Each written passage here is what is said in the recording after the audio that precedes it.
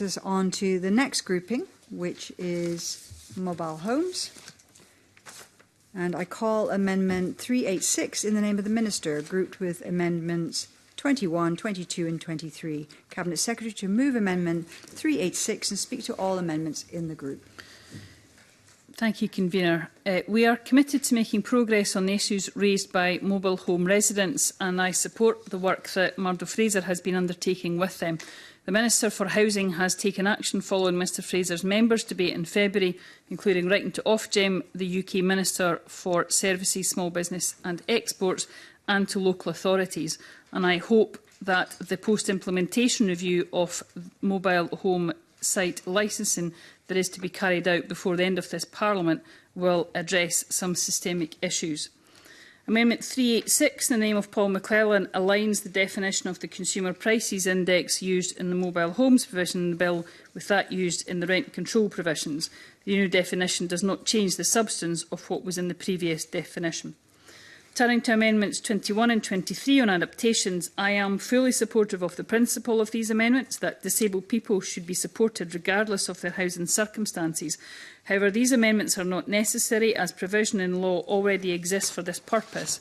The Housing Scotland Act 2006 is the main legislation that established arrangements for the delivery of support for disabled people who require adaptations and who either own or privately rent their homes. Mobile homes, caravans and park homes are not covered by this legislation, but all local authorities have a duty to ensure that the needs of disabled or chronically ill residents, whatever their housing circumstances, are met, and to offer support under the provisions of the Chronically Sick and Disabled Persons Scotland Act 1972 and the Equality Act 2010. Since the members' business debate, my officials have had further engagement with some local authorities which showed differing levels of understanding of the basis of supporting park home residents.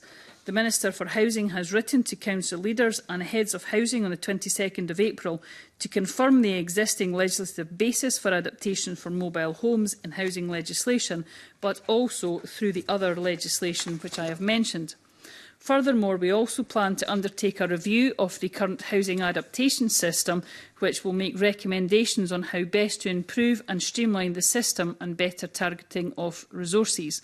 The scope of the coverage of the Housing Scotland Act 2006 will be part of that, and so issues relating to the adaptations to park and mobile homes will be considered. And I think I've already referred to that review in previous groups, Convener.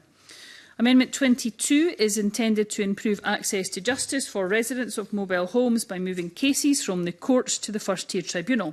I support the principle of this amendment, but bringing it forward at this point is premature. The Mobile Homes Act 1983 is complex. It covers gypsy traveller sites, so there are equality considerations. Time is needed for effective consultation and policy making to identify how residents and site owners' rights and responsibilities can best be upheld. In discussion with Mr Fraser, the Minister for Housing and I are therefore committing to consult on the policy that this amendment would implement, aiming to do so before the end of the Parliament, resource permitting.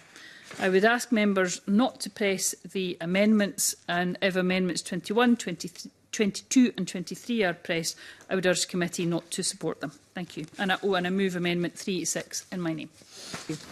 Murdo Fraser to speak to Amendment 21 and other amendments in the group. Thank you very much, Convener. This is the first time I've spoken on the bill. I should just remind members on my register of interests in that I do own a private rented property in Edinburgh for which I get some rental income, although that's not particularly relevant to these amendments. And I'm also a member of the Law Society of Scotland, although not currently practising. The Cabinet Secretary referred to the background in relation to park homes. I hosted a members' debate on this back in February. I know that it's an issue of interest to a wide range of members. Indeed, Colin Beattie, MSP, previously chaired a cross-party group on park homes that identified some of the issues in a previous Parliament. Park homes are a popular and growing segment of housing, particularly for retirees, people looking to downsize. However, it's very clear that the legislative framework around park homes is not fit for purpose, and we have too many examples, which I and others highlighted in the members' debate I referred to, of park home residents being at the mercy of unscrupulous park home development owners. And there's much more to be done, I think, to improve the legislative framework. I've had, as the Cabinet Secretary said, very good engagement with the Housing Minister around this. And what I'm seeking to do in the amendments today is not provide a comprehensive package of reform. I think that will take a lot longer, but try and deal with some of the more egregious issues that have arisen that I think could be solved a lot more quickly. So as the Cabinet Secretary said, Amendment 21 in my name deals with the issue of adaptations. And the issue here is that park home residents, many of whom might be elderly or disabled, are not currently eligible, or are being told in many cases they are not currently eligible for grants for adaptations to put in things like disabled ramps for wheelchairs, or for wet rooms, or for other changes to their property, which would normally be funded through local authority grants were they living in what was deemed to be a permanent home. But because park homes, even though they might be somebody's permanent residence, don't meet the definition of a permanent structure, councils are telling people that they are not eligible for assistance. Now, I know what the Cabinet Secretary said about the rights of councils. The issue, of course, is that may be what the government says, but that is not what some councils are telling us. In fact, I can quote you a very recent example, because there was a segment on STV News just at the beginning of this month, highlighting some of the concerns in the Perth and Kinross area around park homes, in response to which Perth and Kinross Council issued a statement saying that they were very sympathetic to the demand for installation of ramps or wet rooms under adaptations, but, and this is a direct quote, convener, under the terms of the Housing Scotland Act 2006, grants can only be awarded to permanent structures. So unfortunately, even when residents have permission to stay in a park home all year round, they are not eligible for this funding. We appreciate how frustrating this situation is for homeowners, but there is no scope for us to award discretionary grants under current legislation. So the problem is, even though the government may be saying local authorities can give this money, that is not what local authorities themselves are saying. So we have an issue. My amendment is not intended to be prescriptive in its form. It simply requires ministers to bring forward regulations which would require assistance to be offered to those living in park homes or similar properties in the same fashion as would be available to somebody living in a more permanent structure. So it strikes me as a very reasonable amendment. Given what the Cabinet Secretary has said, I might be minded not to move it if we can have some more reassurance before stage 3 that local authorities are actually doing what the government is telling them to do. If the Cabinet Secretary wants to intervene, yes. Yeah, I thank Murdo Fraser for giving me the opportunity to come back in again. Again, the case he raises is a concern, and members who have sat through numerous groups on this bill we've often had discussions about how the current law may be there, but my speaking notes have never just said the current law is there and therefore there's not a problem, but the current law is there and it's not working for the residents is clearly an issue in this area.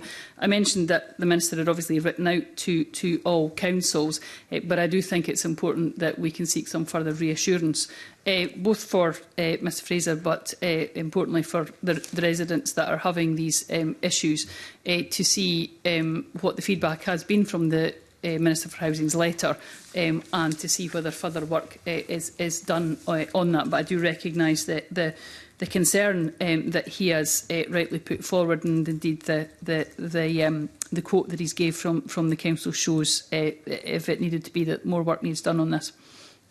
Well, thank the Cabinet Secretary for that intervention and for that clarification. Amendment 23 is a consequential amendment to Amendment 21.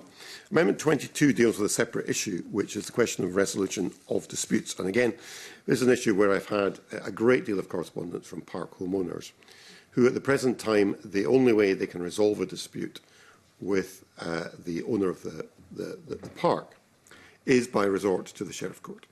Now, this is extremely unsatisfactory for a number of reasons.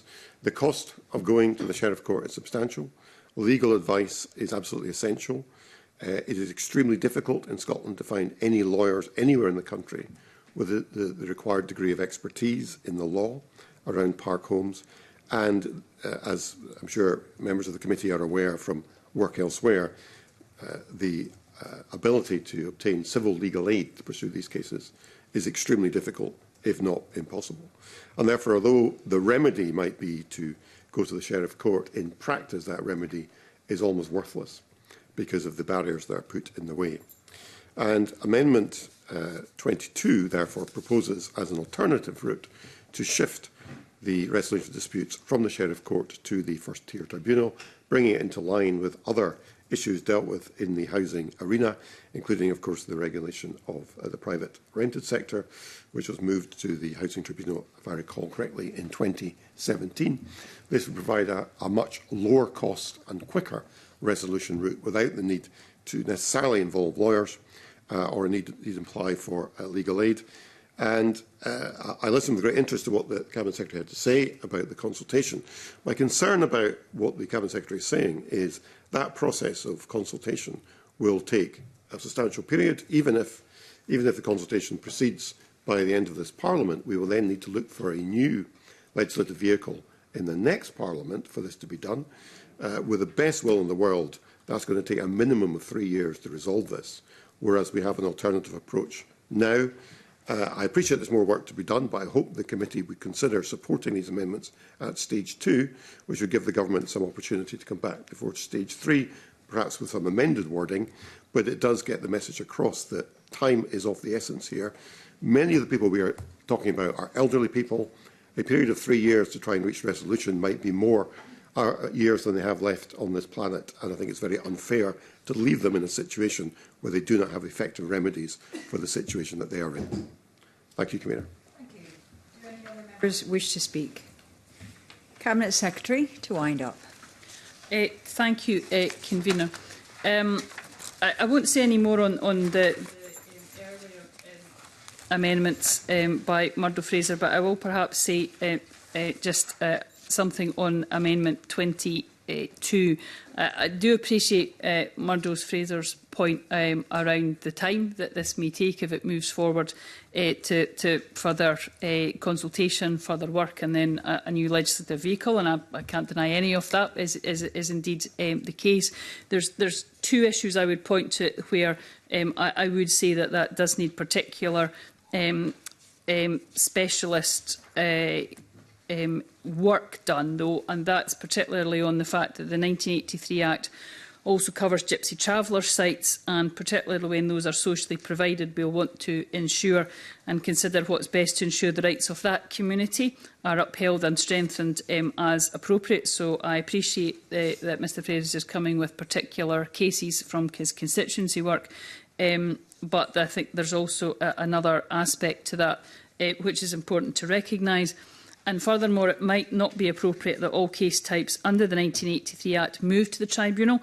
For example, cases relating to evictions from social housing are dealt with by the courts, so we will need to consider that if the same should apply to cases of evictions under the 1983 Act. So, as I say, I'm very sympathetic to where Murdo Fraser is coming from, but this is a complex area of legislation, particularly because of the equalities issues and the read across to other housing legislation, and therefore I'm afraid I am still unable to support Amendment 22. The question is that Amendment 386 be agreed. Are we all agreed? Yes. The question is that Section 46 be agreed. Are we all agreed? Yes. The question is that Section 47 be agreed. Are we all agreed? I call Amendment 21 in the name of Murdo Fraser, already debated with Amendment 386. Murdo Fraser to move or not move? Call Amendment 22 in the name of Murdo Fraser, already debated with Amendment 386. Murdo Fraser to move or not move? Moved. The question is that Amendment 22 be agreed. Are we all agreed? No. We're not agreed. There will be a division. All those in favour of Amendment 22?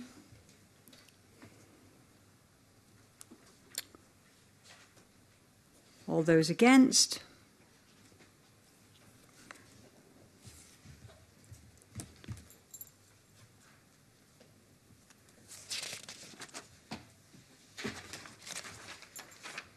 The result of the division on Amendment 22 is 4 for, 3 against. The amendment has been agreed.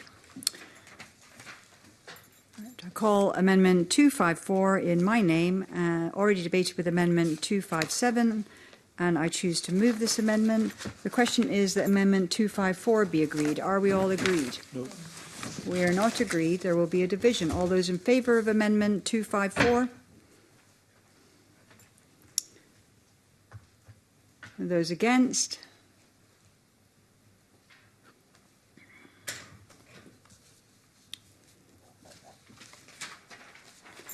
The result of the division on Amendment 254 is 2 for, 5 against. The amendment has been disagreed. We are now going to move on to the next grouping on social housing regulation. And I call Amendment 458 in the name of Evelyn Tweed